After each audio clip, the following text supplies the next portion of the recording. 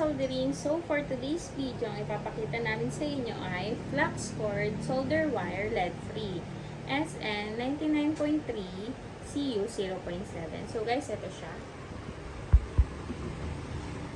Ito ang ating solderindo SC07 0.3 mm. So guys, yan din ang mga specs niya. Focus na lang.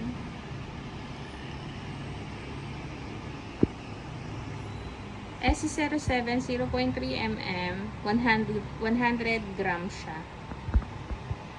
So, yan guys.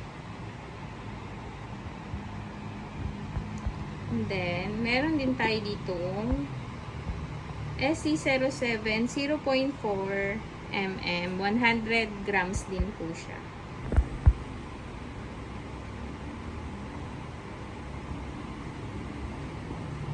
And then guys, meron din tayong S07 0.5 100 grams. And we have many stocks po dito po sa store. So what is the use of flux cord solder wire SC07 solderindo?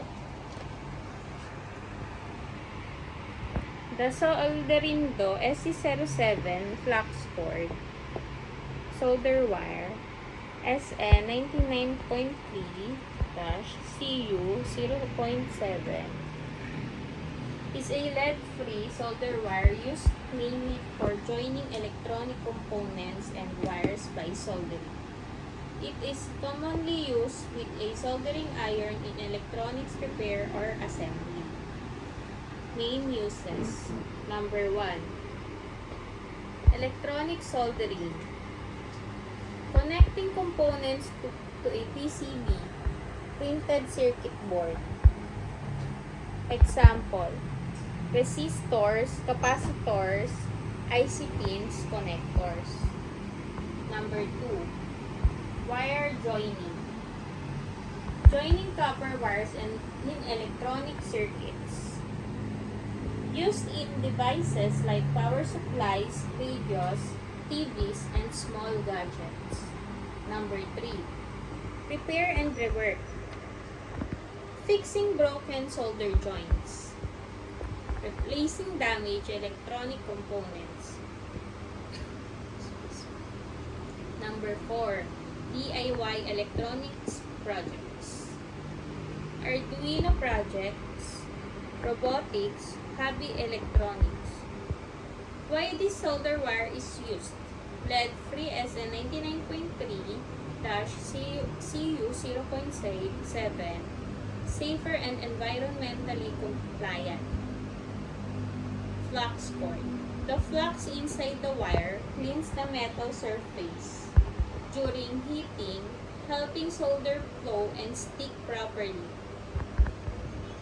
Produces strong electrical and mechanical connections. Basic composition: 99.3% tin, 0.7% copper Cu. Melting point about 217 to 227 degrees Celsius. Simple example: if you are fixing a broken wire on a circuit board, number 1, hit the joint with a soldering iron. Number 2, touch the solderindo SC07 solder wire to the joint. Number 3, the solder melts and bonds the metal parts together. This solder wire is used to melt and join metal parts in electronics, especially for PCB soldering and wire connections.